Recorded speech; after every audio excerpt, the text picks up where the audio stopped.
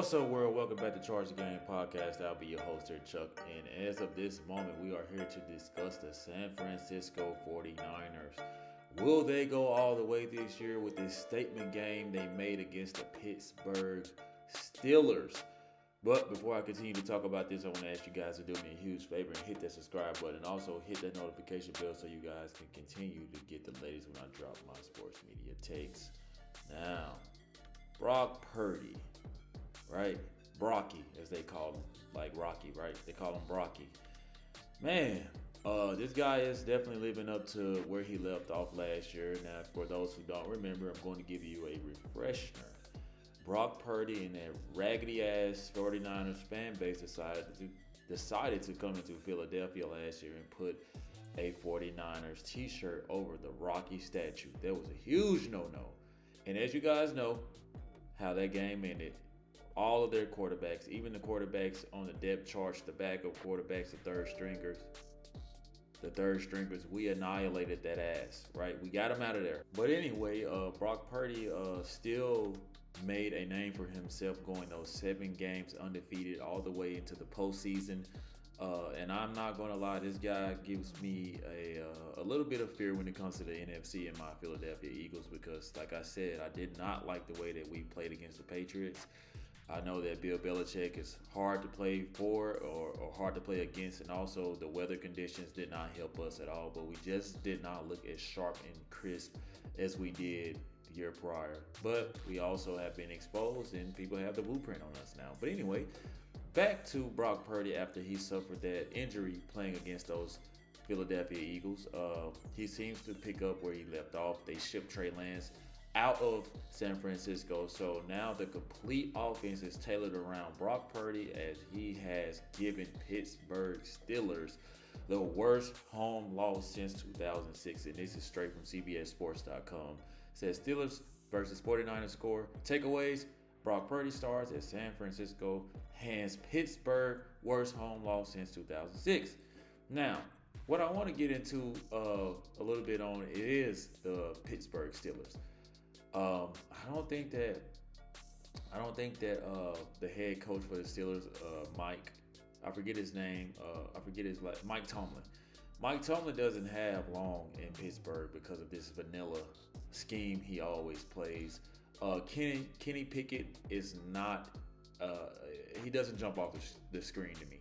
And we got to be real careful when we drafting these quarterbacks because we buy off of college hype, right? I said the same thing about Trevor Lawrence. He seems to be coming around, but in my opinion, it's just certain things that just don't jump off the screen to me when it comes to him either. But I think that with the Steelers, they just need a whole new identity. In my opinion, I think that besides the boring looking ass uniform that they have, it's just basic 1+1 looking football. I mean, I'm just being honest. I know that there's a lot that goes into game planning and play calling and a lot of commands, and I get that. So I'm quite sure that they do have a complex playbook. However, if you're just watching a game, right? If you're just looking at the game, they're always kind of like borderline struggling. You know what I mean? It is what it is. The quarterback takes a long time to throw the ball. His release is a little bit slow to me. And it's just the best thing going to me is that wide receiver. They'll always have a stellar defense, but George Pickens, right? The wide receiver is pretty good. The running back Najee Harris, he's okay. He's very physical. He likes to absorb contact and take a lot of the blows, but he doesn't jump off the screen to me as well either. You know, I'm just calling it like I see it. It could be very different for viewers and fans on how they are taking it in. But we're going to read here from CBS Sports where it says, Brock Purdy made Patrick Peterson eat his words Sunday in Pittsburgh. Purdy, an Arizona native who grew up cheering for Peterson during his years with the Cardinals, threw 2 first-half touchdown passes at Peterson's expense as the 49ers took a 20-0 lead en route to a 37 win over the Steelers, who suffered the worst home loss since dropping a 31-7 decision to the Ravens in Week 16 of 2006. Now, the only good news that I will give the Pittsburgh Steelers is the New York Giants did way worse than them. So at least you can hold your head on the fact that you scored 7 points in a professional NFL football game Unlike those Giants who let them sorry-ass Cowgirls beat them senseless 40-0. Gave them boys a donut. So, saying that to say that, at least y'all boys scored, right? So, both of Purdy's touchdown passes were to wideout Brandon Ayuk, who won majority of his first half matchups against Peterson, an 8-time Pro Bowler who predicted that he would get an interception in his Steelers debut. All right, you got to be careful about thinking that you hot shot Mr. Hot Sauce as you got embarrassed. Brandon Ayuk was out there catching everything over your head, making you look slow, making you look washed up.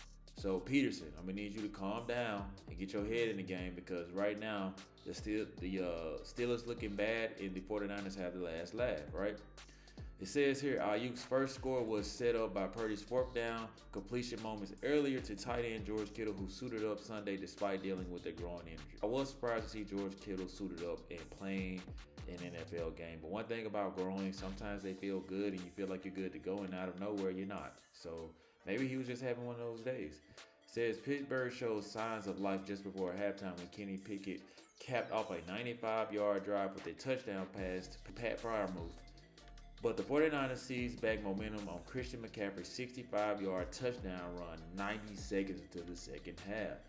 Now, CMC, that boy is a dog. Y'all see how stout that boy is built? That is a running back, and he's very durable. Him and Alvin Kamara, they both have the same legit playing style to me. They both can catch in the backfield. They both know screen routes very well. They can catch over the shoulder, and they can block, right? And the thing that they do best is literally scramble good enough to get loose and good at taking physical contact. And also the shell life on them seems to be more sustainable compared to most of the other average running backs out here. And this guy is, he's just dominant. 99 overall on Madden for a few years. This guy's the real deal. And when they picked him up, I did not want to face him in the playoffs. I've seen Christian McCaffrey throw touchdown passes. He's just a dual threat out of this world in many ways. He's very arsenal. But anyway, the 49ers' dominant performance included a near flawless start. San Francisco rolled up 14 first downs before the Steelers had their first. Oh my goodness! With 1 minute and 31 seconds left in the first half. At one point, the 49ers had 199 total yards to the Steelers 1. Now that's crazy. And if you Mike Tomlin, you need to really be panicking. Ain't no sense in you trying to keep your cool, because y'all have been exposed for the last few years. And the problem is, they like to say that Mike Tomlin is known to never miss a playoff game. However, that really doesn't matter, because anything can happen for you to make a playoff game. And if you're borderline average enough to make the bare minimum to get into the playoffs, in my eyes, that doesn't count, because that means things had to work in your favor. Other teams had to lose a lot worse than you for you to make it, and that doesn't make it surpassable to me. I just feel like that for a long time, Mike Tomlin, Bill Belichick, all these old coaches who are refusing to adapt, well, this is the outcome. You get embarrassed and you make the 49ers look like they are legit Super Bowl contenders, which they have been the last few years, but it's something different about this San Francisco 49ers team. I'm very, very eager to see them go up against more and more better competition. But from what it looks like these guys are the real deal. They're very balanced. They've always been a physical team. You guys saw the report where Michael Parsons said that he was sore for 2 weeks after that playoff game that they lost against the 49ers. Because every time you play the 49ers, and that's a lot of it right there, even during the game, man, they are so physical. They are literally hurting you when they grab you, when they tackle you, sack you, and blitz you. This is what this team does, and it works in their advantage. Everything is physical. Nothing seems to hurt them, but they seem to hurt everyone else. Now, they do have an injury history. I'm not going to say that nothing hurts them, because they do have the injury bug quite often.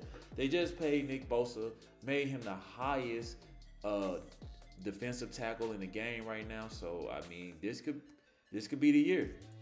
You guys let me know in the comment section what you think. I think that the 49ers are legit. You may feel otherwise. And if you do, let me know in the comment section. Like always, like, share, subscribe to the YouTube channel. Let me know how you charge the game. Peace.